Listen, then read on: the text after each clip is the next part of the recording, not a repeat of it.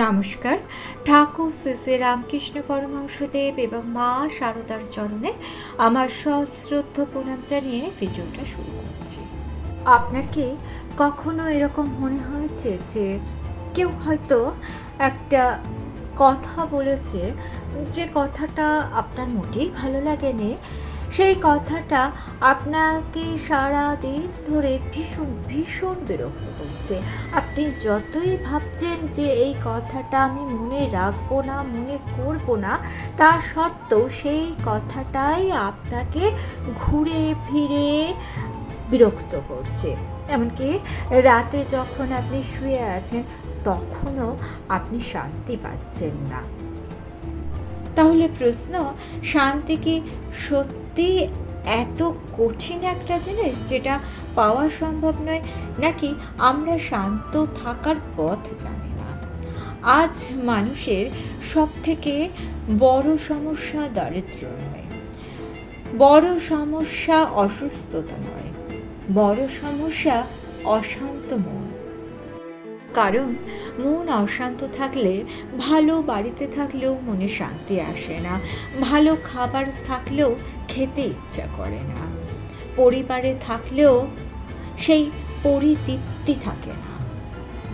ঠাকুর শ্রী শ্রী রামকৃষ্ণ পরমহংসদেব বলছেন, মনই মানুষের বন্ধু, মনই মানুষের শত্রু।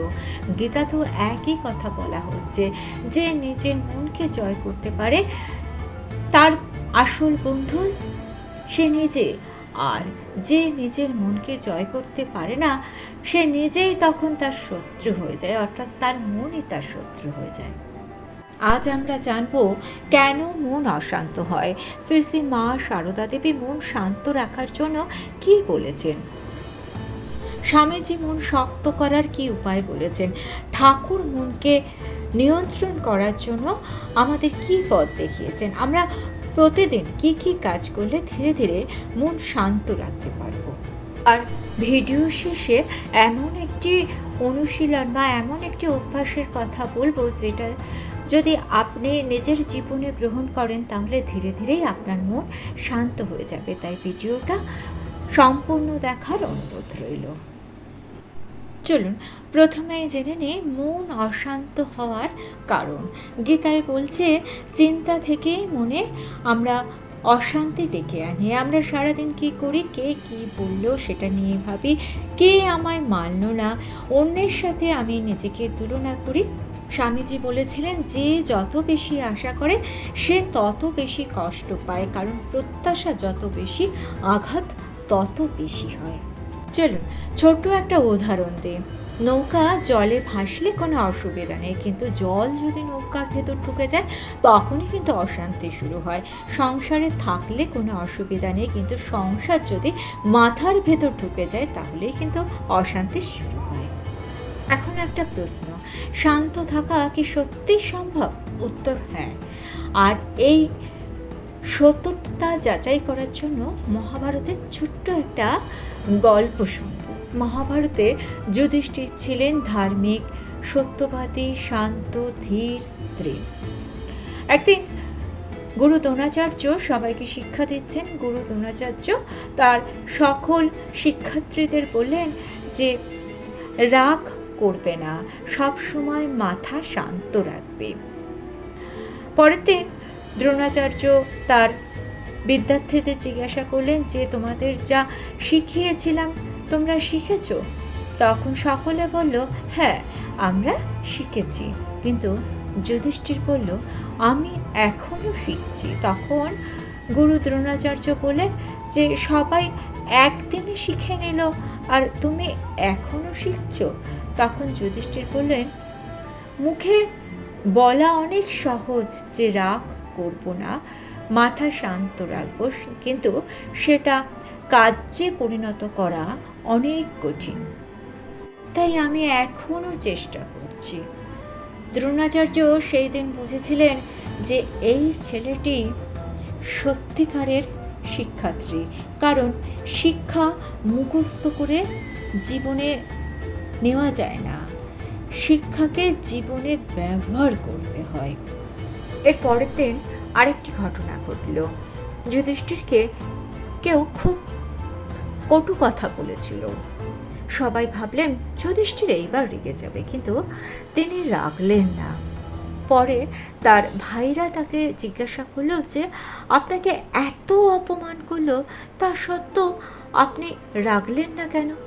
তখন যুধিষ্ঠির বলল, কেউ যদি আমার সামনে আগুন নিয়ে আসে আর সেই আগুন আমি ধরি, তাহলে আমিও সেই আগুনে পুড়ব। তাই আমি নিজেকে দূরে রাখলাম।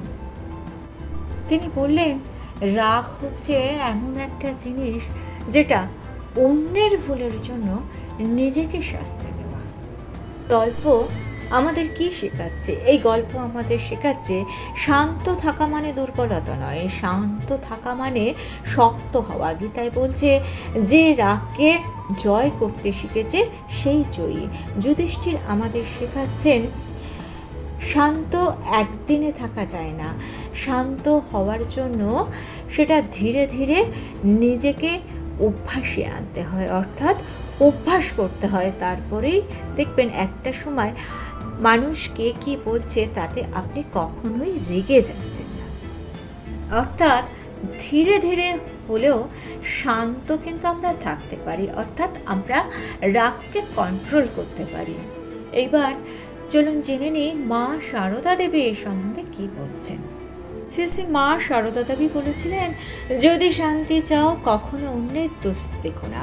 এটা শুধু একটা কথার কথা নয়, এটা আমাদের জীবনের নিয়ম। কারণ আমরা কি করি? আমরা সব সময় অন্যের বিচার করি। কে আমাকে কি বলল, ও আমাকে মানল না কেন? আর এই বিচার করতে করতেই আমাদের মন অশান্ত হয়ে যায়। তাই তো মা বলেছিলেন, অন্যের দোষ দেখলে মন কালো হয়, নিজের দোষ দেখলে মন পরিষ্কার হয়। এইবার চলুন জেনে নিই মায়ের দ্বিতীয় শিক্ষা। মা বলছেন, সহ্য করো, সহ্য করো, সহ্য করো। কারণ সহ্য করার মধ্যে আছে শান্তি। আমরা কি করি? আমরা রাগ হলে সঙ্গে সঙ্গে উত্তর দিই, আর ওই একটা কথা থেকে 10টা কথা শুরু হয়, বাঘ বিতণ্ডা, ঝগড়া, অশান্তি। মা বলছেন, একটু থামো, একটু চুপ থাকো, একটু সময় দিলে অনেক কিছুই ঠিক হয়ে যায়। মায়ের তৃতীয় শিক্ষা, কম চাও। যত বেশি চাইবে তত বেশি অশান্তি, কারণ সব পাওয়া যায় না। কিন্তু এখন প্রশ্ন যে মন শক্ত করব কিভাবে? স্বামীজি মন শক্ত করার খুব সুন্দর উপায় বলেছেন। চলুন এখন জেনে নিই যে স্বামীজি আমাদের কি উপদেশ দিচ্ছেন। স্বামীজি বলেছিলেন, অকাজে বসে থাকলে মনে নানান রকম চিন্তা আসে, তাই মনকে কাজের মধ্যে রাখতে হয়। তিনি অবশ্যই ভালো কাজের কথা বলেছেন। তিনি মনকে শান্ত রাখার 3টি উপায়ের কথা বলছেন। সেটা হচ্ছে একাগ্রতা, নিয়ম আর উচ্চ চিন্তা। তিনি বলতেন, প্রতিদিন কিছুটা সময় চুপ থাকো, কারণ শব্দ মনকে ক্লান্ত করে। তিনি ধ্যানকে খুব গুরুত্ব দিতেন। তিনি বলতেন, শরীরের জন্য যেরকম ব্যায়াম করা প্রয়োজন, তেমনি মনেরও ব্যায়ামের প্রয়োজন। তিনি একটা সহজ উপায়ের কথাও বলেছিলেন। তিনি বলেছিলেন, চুপ করে বসে থেকে শুধু শ্বাসের দিকে লক্ষ্য রাখো। শ্বাস বেরোচ্ছে, শ্বাস ঢুকছে। এটা করলে মন ধীরে ধীরে শান্ত হয়ে যায়। স্বামীজি আরও একটা সহজ উপায় বলেছিলেন। স্বামীজি বলেছিলেন, যা তোমাকে দুর্বল করে সেটা ত্যাগ করো, যা তোমাকে শক্ত করে সেটাই তুমি গ্রহণ করো। সব কথা শুনতে হবে না, সব জায়গায় যেতে হবে না। যেটা তোমার মনে শান্তি দেয় তুমি সেখানেই যাও। এবার চলুন জেনে নিই ঠাকুর মনকে শান্ত রাখার জন্য কি বলেছেন। ঠাকুর শ্রী রামকৃষ্ণ পরমহংসদেব বলতেন, নাম জপ করো। তিনি বলতেন, মন কখনো খালি থাকে না। ভালো চিন্তা না দিলে মনের মধ্যে খারাপ চিন্তা আসে। তাই সবসময় নাম জপ করো। শিশুকে খেলনা না দিলে সে যেমন শান্ত থাকে না, মনও তেমনি নাম দিলেই মন শান্ত হয়। ঠাকুরের আরেকটি শিক্ষা, তিনি বলতেন, সব কিছু ঈশ্বরের ইচ্ছে জানো। ঈশ্বরের ইচ্ছে মানে হাল ছেড়ে দেওয়া নয়। যদি ঈশ্বরের ইচ্ছে বলে সব কিছুকে মানতে পারো তাহলে কষ্ট হবে না। যা হয়েছে সেটাকে মেনে নিয়ে পরের কাজটা করো। ঠাকুর বলতেন, সরল হও। জটিল মন কখনো শান্ত হয় না। সরলতা মানে কিন্তু বোকা হওয়া নয়। তাই ঠাকুর বলছেন, ভক্ত হও কিন্তু বোকা হও না। আপনি যুক্তি তর্ক দিয়ে সব কিছু বিচার করুন, কিন্তু আপনার বিচার শক্তিকে, আপনার মনকে নানা জনের নানা কথা দিয়ে অকারণে জটিল করে তুলবেন না। এটাই ঠাকুর বলতে চাইছেন। এইবার চলুন জেনে নিই মন শান্ত রাখার জন্য গীতার 5টি শিক্ষার কথা। গীতা শুধুমাত্র একটি ধর্মগ্রন্থ নয়, গীতা আমাদের মানসিক শান্তির একটি বড় উপায়। যুদ্ধক্ষেত্রে অর্জুন যখন অশান্ত হয়ে গিয়েছিলেন, কিছুতেই তিনি মনকে শান্ত করতে পারছিলেন না, তার নিজের মানুষদের বিরুদ্ধে যুদ্ধ করার ক্ষমতা তিনি হারিয়ে ফেলেছিলেন। ঠিক আমাদেরই মতো তার মন অশান্ত হয়ে গিয়েছিল। তখন শ্রীকৃষ্ণ তাকে কয়েকটি শিক্ষা দিয়েছিলেন। শ্রীকৃষ্ণ গীতায় বলছেন, শুধু কর্ম করো, ফলের চিন্তা করো না। তোমার অধিকার শুধু কর্মে, ফলে নয়। এর মূল অর্থ হচ্ছে আমরা কাজ করার আগে থেকেই ফল নিয়ে চিন্তা করতে শুরু করি, কি হবে কি হবে না, আর এখান থেকেই শুরু হয় অশান্তি। তাই গীতায় বলা হয়েছে, কাজ করো, সৎভাবে কাজ করো, ফল ঈশ্বরের ওপর ছেড়ে দাও। এই কাজ করলে মন হালকা থাকে। গীতায় বলেছে, আবেগকে নিয়ন্ত্রণ করতে হবে আমাদের। সুখে অতিরিক্ত উচ্ছ্বাস নয়, আবার দুঃখে অতিরিক্ত ভেঙে পড়লেও আমাদের চলবে না। সুখ দুঃখ আসে যায়, যেরকমভাবে ঋতু পরিবর্তন হয়, গরম আসে শীত যায়, ঠিক সেরকমভাবে আমাদের জীবনে সুখ দুঃখ আসে আর যায়। তাই শ্রীকৃষ্ণ বলছেন, সহ্য করো, কারণ এই দুঃখ তোমার স্থায়ী নয়। যদি এটাকে জীবনে মেনে নিতে পারেন তাহলে দেখবেন আপনি শান্ত থাকছেন। গীতার 3য় শিক্ষা, গীতায় বলা হচ্ছে মনকে নিয়ন্ত্রণ করতে অভ্যেস করতে হবে। অভ্যেস করলে মন আমাদের নিয়ন্ত্রণে থাকতে পারে। এটা একদিনে হবে না, এটা প্রতিদিন একটু একটু করে অভ্যেস করতে হবে। প্রতিদিন প্রার্থনা, প্রতিদিন ভালো চিন্তা, এগুলো মনকে ধীরে ধীরে শান্ত করে। গীতার 4র্থ শিক্ষা, গীতায় বলা হচ্ছে যে নিজের মনকে জয় করতে পারে সেই আসলে জয়ী। মনকে নিয়ন্ত্রণ করতে পারলে মন হবে আপনার বন্ধু, না করতে পারলে মনই আপনার শত্রু হয়ে যাবে। বাইরের কোনো কিছু শক্তি আমাদের মনকে অশান্ত করে না, অশান্ত করে আমাদের নিজের মনই নিজেকে অশান্ত করে। তাই বাইরের যুদ্ধ নয়, যুদ্ধ হয় আমাদের ভেতরে। যে এই যুদ্ধে জিতে সেই হয় সত্যি সুখী। গীতার 5ম শিক্ষা, গীতায় বলা হচ্ছে ঈশ্বরের ওপর ভরসা রাখো। শ্রীকৃষ্ণ গীতায় বলছেন, সব চিন্তা আমাকে দাও, আমাকে স্মরণ করো, আমি তোমাকে রক্ষা করব। এর মানে কি জানেন? এর মানে হচ্ছে সব চিন্তা আপনাকে বয়ে বেড়াতে হবে না। ঈশ্বরের সঙ্গে কথা বলুন, প্রার্থনা করুন। এটা করলে মন ধীরে ধীরে হালকা হয়ে যাবে। এইবার জেনে নিই প্রতিদিনের 6টি অনুশীলন, যেটা করলে আপনার মন ধীরে ধীরে শান্ত হবে। প্রথম অভ্যেস, সকালটা ঈশ্বরের নাম দিয়ে শুরু করুন। আমরা সকালবেলা উঠেই কি করি? মোবাইল দেখি, বর্তমানে মোবাইল দেখি, কখনো খবরের কাগজ পড়ি, কিংবা অন্য কোনো কথা অন্য কারোর সঙ্গে আলোচনা করি। সেসব না করে সকালবেলা উঠেই একটু শান্ত থাকুন আর ঈশ্বরের নাম নিন। এটা আপনার মনকে শান্ত করবে ধীরে ধীরে। 3য় অভ্যাস, কিছুটা সময় জপ করুন। যে ইষ্ট দেবতাকে আপনার ভালো লাগে তার জপ করুন। এটা করলে মন ধীরে ধীরে শান্ত হয়, কারণ মনের মধ্যে যদি আপনি ভালো চিন্তা দেন তাহলে কিন্তু মন ভালো থাকবে। ঠাকুর বলছেন মনের আসল ওষুধই জপ।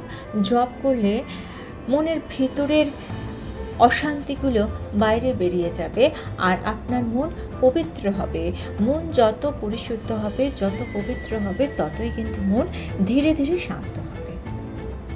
তৃতীয় অভ্যেস, চুপ থাকুন, অকারণে তর্কে জড়াবেন না। একটা কথা মনে রাখবেন, সব জায়গায় জিততে হবে না, সব কথার উত্তর দিতে হবে না। তাই কিছু সময় চুপ থাকুন, কিছু কিছু ক্ষেত্রে চুপ থাকুন। তর্কে তর্ক পড়ে, তাই যেখানে তর্ক হচ্ছে সেখান থেকে সরে আসুন কিংবা সেখানে চুপ থাকুন। চতুর্থ অভ্যেস, কৃতজ্ঞতা। রাতে যখন ঘুমোতে যাবেন তখন কি কি খারাপ হয়েছে আপনার জীবনে কিংবা আপনার আজকের দিনে কি কি খারাপ হয়েছে সেগুলো মন থেকে একেবারে ছুঁড়ে ফেলে দিন। আপনি কি কি পেলেন, জীবনে কি কি পেয়েছেন সেটা আপনি ভাবুন, আর ঠাকুর এবং মাকে স্মরণ করতে করতে আপনি ঘুমিয়ে পড়ুন। পঞ্চম অভ্যেস, তুলনা বন্ধ করুন। কারুর সঙ্গে কারুর কম্পেয়ার করবেন না, নিজের সঙ্গেও কারুর কম্পেয়ার করবেন না। অনেকে দেখেছি ছেলে মেয়ের সঙ্গে অন্য পাশের বাড়ির কিংবা আত্মীয় স্বজনের ভীষণ কম্পেয়ার করেন।